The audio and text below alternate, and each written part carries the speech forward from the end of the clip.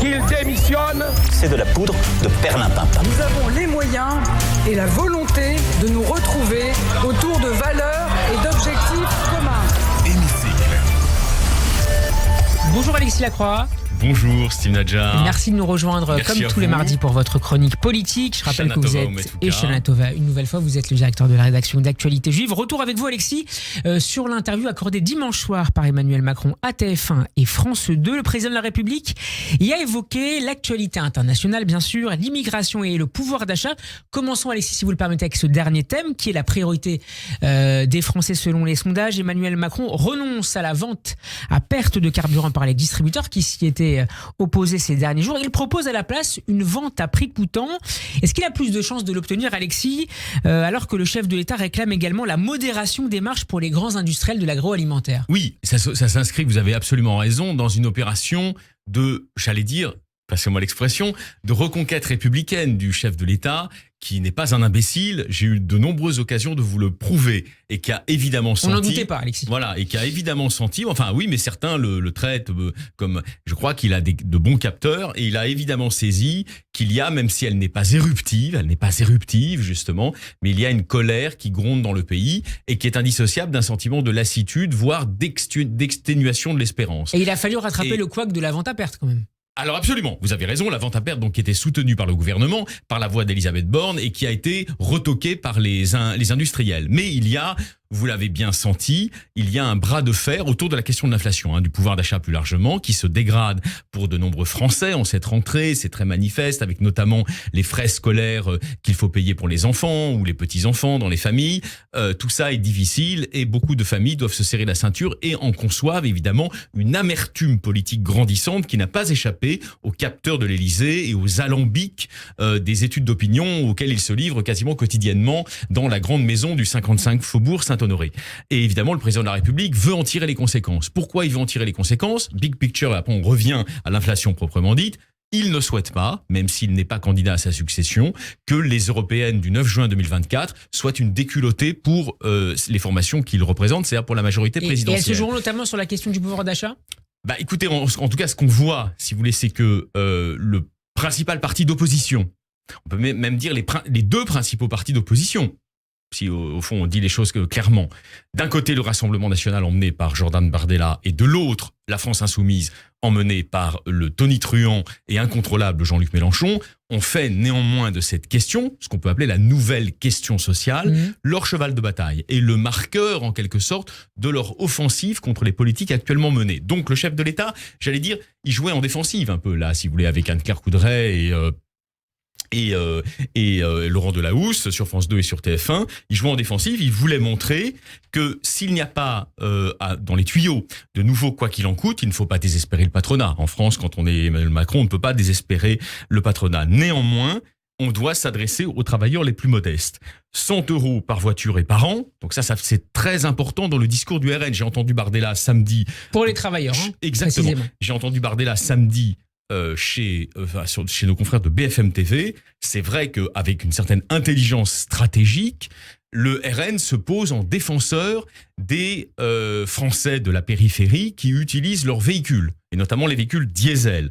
C'est limité mais pertinent, ajoute le chef de l'État. On va aider ceux qui en ont besoin pour travailler. On ne peut pas laisser certains compatriotes qui ont besoin de rouler pour travailler face à des prix élevés. Vous voyez, on est très loin de la Macronie première manière qui, par la voix d'un ancien candidat malheureux à la mairie de Paris, Benjamin Griveaux, se moquait des conducteurs de diesel qui fumaient des gitanes. On en est très loin. C'est-à-dire qu'aujourd'hui, nous sommes dans, je vais le dire avec des mots comme ça, de chroniqueurs politiques, nous sommes dans une opération séduction de cet électorat populaire de la France périphérique. De triangulation, dites-vous également. Et donc, on peut le dire avec des mots plus techniques, à la Patrick Buisson, de triangulation de cet électorat, de cette masse critique de Français, en gros 30%, qui sont tentés de voter le 9 juin pour le Rassemblement national. Et donc la problématique du pouvoir d'achat, elle est extrêmement essentielle dans cette triangulation. Mais vous avez entendu Bardella comme moi samedi, le Rassemblement national, aujourd'hui, il essaye de marcher sur deux pieds.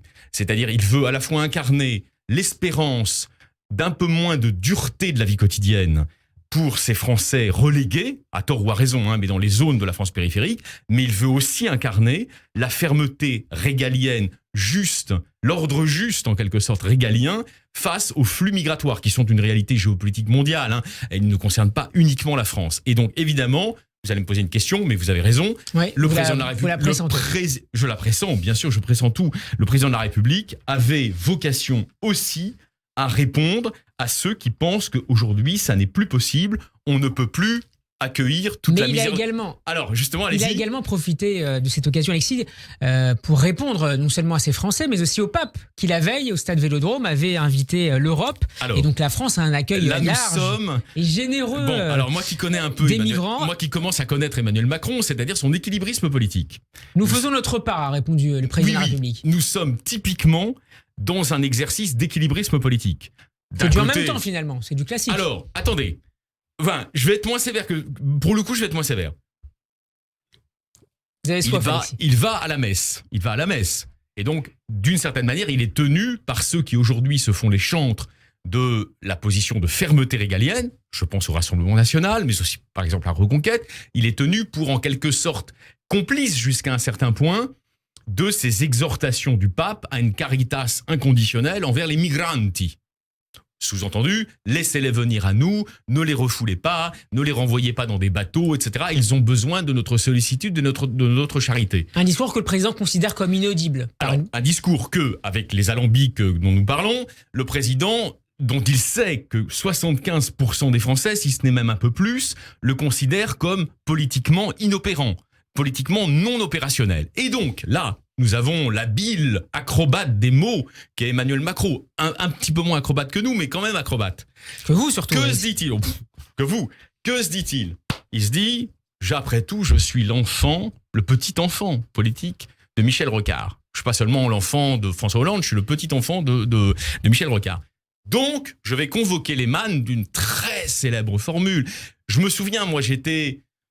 à peine gamin. On entend à chaque débat sur l'immigration. J'étais à l'école à l'époque, vraiment. Je sortais de l'école primaire, j'étais au collège, j'entrais au collège. Mais à l'époque, ça avait fait couler de l'encre de tous les côtés. D'ailleurs, une certaine gauche morale, bobo, immigrationniste, était furieuse.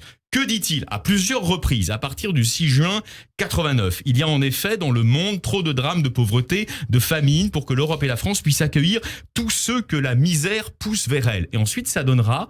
Nous ne pouvons pas accueillir et intégrer toute la misère du monde. Ça, c'est Rocard.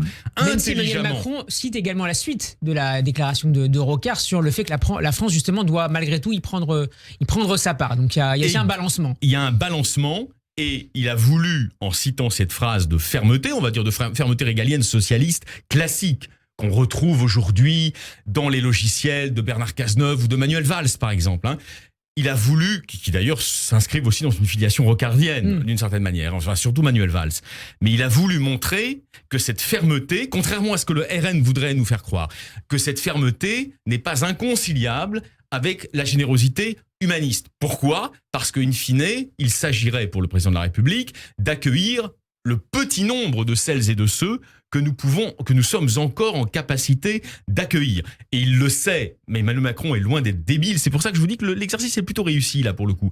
Nous avons 500 000 entrées sur le territoire français aujourd'hui. Donc, effectivement, la phrase de Rocard prend une résonance de vérité, d'acuité particulièrement grande aujourd'hui. 500 000, vous ne pouvez pas accueillir toute la misère du monde. Le pape, de ce point de vue-là, et pardon de le dire comme ça, avec tout le respect qu'on doit au souverain pontife, à côté de la plaque. Merci beaucoup Alexis Lacroix d'avoir été avec nous.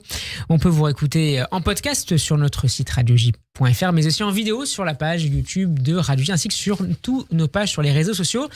Très bon après-midi à vous. Très bon après-midi à vous. Et à vendredi, Alexis. Et on reviendra aux questions internationales qui étaient importantes aussi. Notamment la question du Niger, où le retour de l'ambassadeur de France a été confirmé. Nous serons demain en compagnie d'Arnaud Benedetti. L'excellent Arnaud Benedetti. Bon après-midi à vous, Alexis.